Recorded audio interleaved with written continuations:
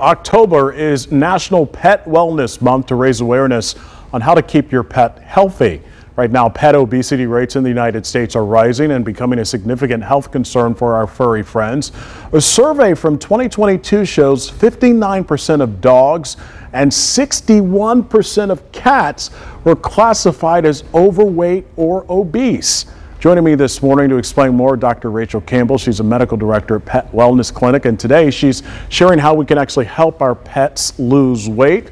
I have a pet that likes to eat, and good to see you. First of all, so nice to see you. Thank you. Let's talk about some of the conditions that we have to watch out for that are signs.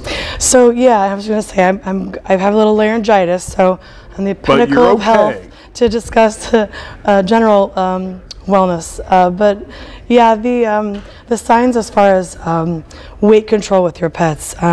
Sometimes you might notice them not moving around as much. You know, they might not be as active. Right. Maybe they don't go as far. Of course, depending on the breed of pet that you have, it may not be as obvious that they're gaining weight. Maybe they have a lot of hair, a very fluffy coat, and so there can be. You may not notice it until you potentially bring them in for their wellness visit or for some visit to the vet. They get weighed, and then maybe there's a discussion about those numbers rising, just like us when we go to the doctor. Yeah, it's those pets that have a lot of hair, and then when they go for that shave and haircut, you notice, oh, you're bigger than I thought you were. What can obesity in our pets actually be concerning? Why is that?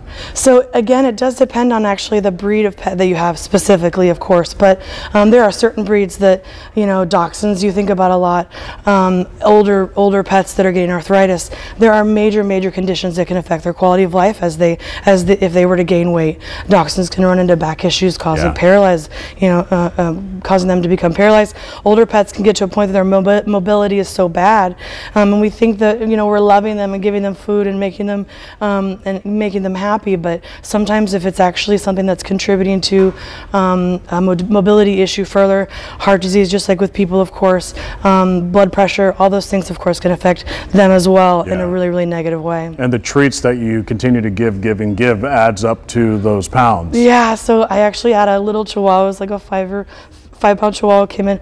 The owner gave it an entire hot dog.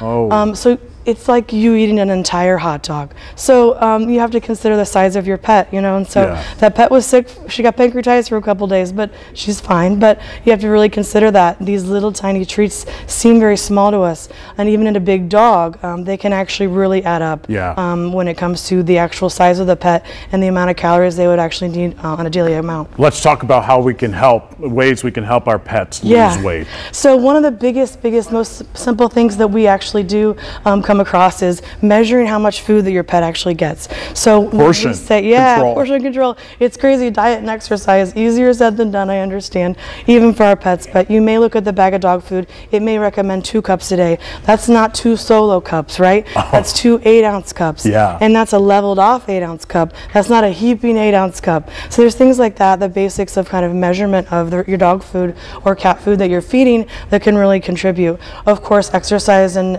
activity, which can be difficult depending on if it's a cat or dog, and then again if your pet has any other underlying health issues, of course speak with your vet. But diet and exercise, of course, are the basics, just like it comes with humans as well. And really quickly, for cats and dogs, exercise regimens, what should we do? So again, speak with your vet. It does depend on any type of underlying condition, but just like with people, 20-30 minutes a day. Of course, if you can have some type of activity with them, of course, be careful in extreme temperatures if you're going outside. It can be difficult with cats to keep them active. Is it okay to put a cat on a leash and take them for a walk? So make sure that they are protected, of course, with their flea, heartworm, tick preventatives, and certain vaccines. Again, talk to your vet about that.